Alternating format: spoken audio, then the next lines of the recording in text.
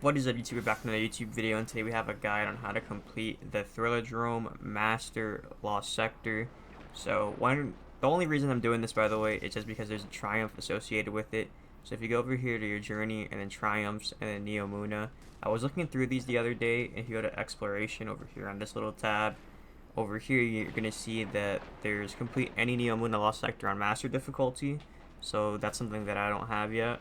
And then you can see things like complete, where is it, Thrilladrome Solo Mastery, which is complete the Thrilladrome Lost Sector on Master difficulty without a fire team. And then there's the Flawless Solo Mastery, which is complete the Thrilladrome Lost Sector on Master difficulty solo flawlessly. So I'm going to be going for these two triumphs today. Now tomorrow we are going to have Gilded Precept, which is going to be the Cabal one. So you can see there's Gilded Precept Solo Mastery and then Gilded Precept Flawless Solo Mastery. So we're going to attempt to get that tomorrow as well. We can't get the Hydrophonics one because this Lost Sector unfortunately is not in rotation this season. And the only way to get that is just to hope that one season it is going to be in rotation. But don't worry, whenever that season is, I will make a video covering it.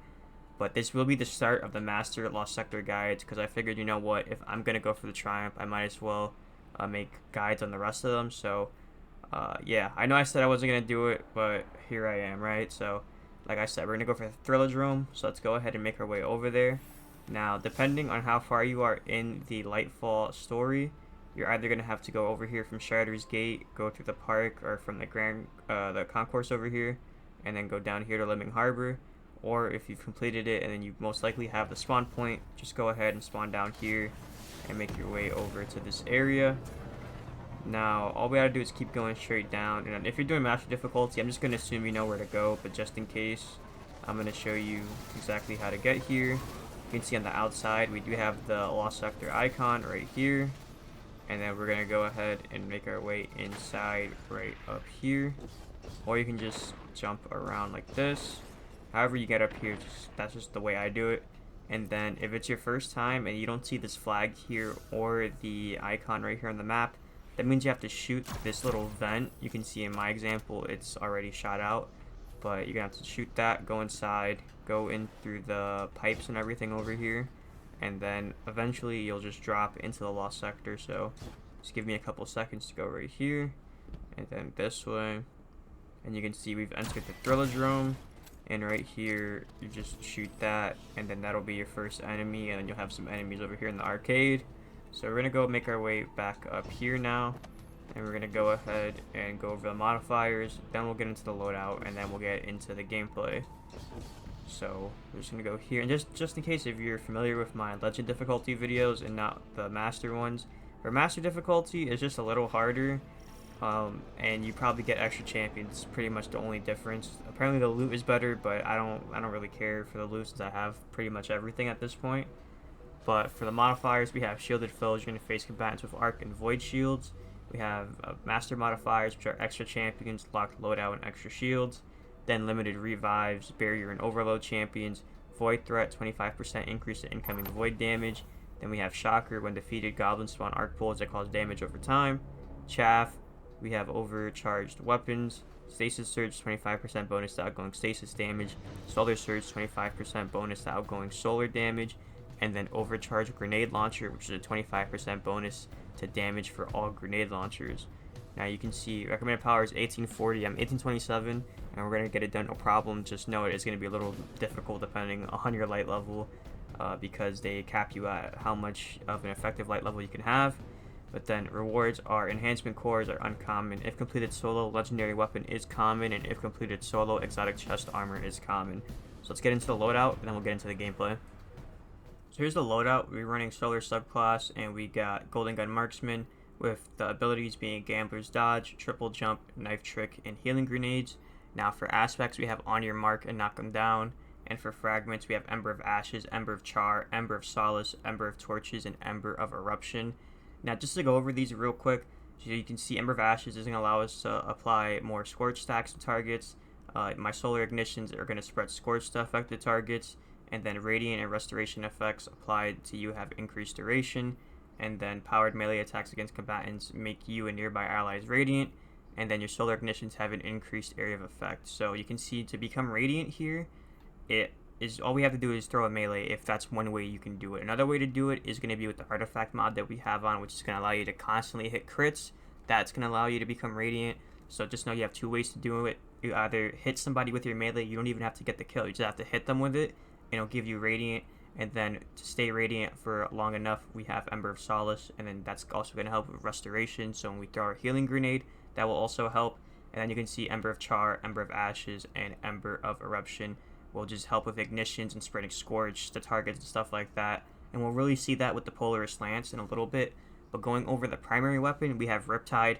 Now, this is capable of stunning the Overload champions, as you can see for Overloads. Stasis slow effects can stun them. And you can see with Chill Clip, direct hits with the top half of the magazine cause a detonation that slows nearby targets. Now, is this 100% the best play? No, not really. I just used Overload Rocket Launcher to stun the Overloads, and it was way better than Riptide. So just know if this is maybe your first time or something like that, I just highly recommend you just use Overload Rocket Launcher. But just know Riptide can help with stunning Overloads. It's just real finicky, and you don't really want to rely on it because you do have to hit like 4 shots in order to get that slow detonation of proc. So I do have it because stasis weapons get a damage boost. That's why I'm using it. And overall, I just really like to have the Riptide with my character, so that's why I have that. Now for the second weapon here, this is like my main weapon here that I'm going to be using throughout the whole thing, and it's Polaris Lance. Now for Polaris Lance, the exotic trait is the perfect fifth. Precision hits load an explosive round. So you're going to have 4 crits, and then once you hit all 4 crits, you're going to get that perfect fifth to proc, which is going to have that explosive round. Now when it comes to doing things like the barrier champions or the bosses, the Hydra and stuff like that from the first room and the boss room, pretty much what you want to do when you're playing with Polaris Lance is just hit your crits, right? And just by using the exotic, trait, you're going to be having to hit crits anyway, because if you're not, hitting crits, then you're kind of just using it wrong. So you're going to want to hit crits all the time, and then that will allow you to constantly be radiant, and it will also allow you to have that damage boost, and that perfect fifth round will also help with spreading Scorch and ignitions and all that other stuff. So if you have a group of 20 AI in front of you, red health bars, you just hit a couple crits and then you proc that explosive round, it's going to spread Scorch, they're all going to catch on fire, and it's going to help with ad clear. And in this lost sector, there is a lot of Vex ads, so that's kind of one reason why I'm also using Polaris Lance for this. And I do want to note, I do have the Catalyst completed with Dragonfly on it, so if you're noticing that I'm kind of using the gun a little differently compared to the one you might have or anything like that, that's probably why, because the Catalyst adds Dragonfly, so that it can add to the AoE and everything like that for groups of AI. But getting into the heavy weapon now, you can see we have Apex Predator. Now, this is the one that I like to use here, at least, if you have your Riven's Wishes and you're not going to claim them on anything else. If you want to craft an Apex Predator, go ahead and go for it, but this is just what I have, and I'm running Reconstruction and Explosive Light just because we're going to be generating a lot of orbs, so picking up those orbs are going to increase the blast radius and damage, and that's something that, again, is really helpful. Let me just have a Reconstruction, so it's always reloaded and stuff like that. And I do have a boss spec on it just so we do increased damage and stuff like that. But it doesn't need to be Apex Predator. It can be any solar rocket launcher, preferably, like I said, solar, so it can synergize and you get that extra damage boost and stuff like that. But I'm only rocking a solar rocket launcher because I'm using solar subclass and I'm pairing it with the buff and everything. So that's why it's like that. If you don't have it, just use any solar rocket launcher. And if you don't have a solar rocket launcher, just use any rocket launcher. Preferably, if you have a stasis one, then use that. But if not, don't worry about it. But when it comes to the armor, we're running Celestial Nighthawk, the exotic helmet, and this has solar targeting, solar siphon, and hands on. Now for solar siphon, I believe this is a harmonic mod, or is it? Yeah, so you can see I have both harmonic mods. So if you don't know what these are, these basically match your subclass. So like I said, I'm solar subclass, so they're going to give me solar targeting and solar siphon. But if I go and put void on, you can see now I have void targeting and void siphon. So just make sure you make note of that. Just to show you one last time, harmonic targeting, harmonic siphon. And again, harmonic targeting is just going to allow us to have better, ADS with the Sky Rifle and everything, since with Polaris Lance, it's so important for you to hit those crits. You want to be as effective as possible, so I just threw that on. And then harmonic siphon, rapid solar weapon, final blows, create an orb of power. So either with the rocket launcher or with Polaris Lance, we're going to be generating orbs. And then hands-on, you gain bonus super energy on melee kills. Now, when it comes to the arms, we have Solar Loader and Heavy Handed. Solar Loader increases reload speed of solar weapons, again, which is our rocket launcher and Polaris Lance. And then Heavy Handed, your powered melee final blows create orbs of power. Now for the chest piece, 2 void damage resistant mods and charged up. And then for the legs, we have stacks on stacks and 2 kinetic weapon surge mods. Now the weapon surge mods are here because when you use Golden Gun, it reads it as like kinetic damage. So if you throw on the kinetic weapon surge mod, it just helps with having extra damage. If you want, you can throw 1 kinetic weapon surge mod on and then 1 solar weapon surge mod, and that will also help with your damage. But I just run 2 because most of the time I'm doing enough damage to get me over that line. I don't really have to rely too much on it, but it can be helpful here. Just make note of that. Now for the cloak, we have 2 bomber mods, which reduce grenade cooldown when using your class ability, and then time dilation, your decaying armor charge has longer duration. Now when it comes to the artifact, this is it, so feel free to copy it if you want. But the first row doesn't really matter. The second row, what I recommend is Kindling Trigger, because Radiant causes solar weapons to apply Scorch to unscorched combatants. So again, when we're Radiant, like I said, when we become Radiant, we're hitting crits to become Radiant, or we're throwing our melee so we can become Radiant, right? And then when we're Radiant, causing solar weapons to apply Scorch. So very helpful here, especially with all the ads. I do have Blast Radius, so if you're going to use this to kind of get rid of a group of red health bar enemies, this can also be very helpful. From Whence You Came, this one isn't that helpful because there's no taken or sworn enemies. I'm just too lazy to reset my artifact, so that one was on. Then Flint Striker, Rapid Solar Weapon Precision Hits, and Rapid Solar Weapon Final Blows grant Radiant.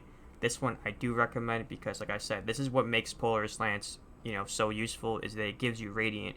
And I should also note, when you proc Radiant, you'll see it in the gameplay when you see that I have Radiant on the left side. Look at the bottom left at the weapons, and you're going to notice that Riptide also becomes Radiant, and it will give us the barrier round. So it doesn't only work for Polaris Lance, it will work for whatever other weapon you have there, as long as it already doesn't have an Overload mod on it. So for example, the Overload Rocket Launcher, it's not going to have both Overload and Barrier. It's only going to have Overload since it's from the artifact. So just know, Flint Striker, hit your crits, and then it will give you Radiant.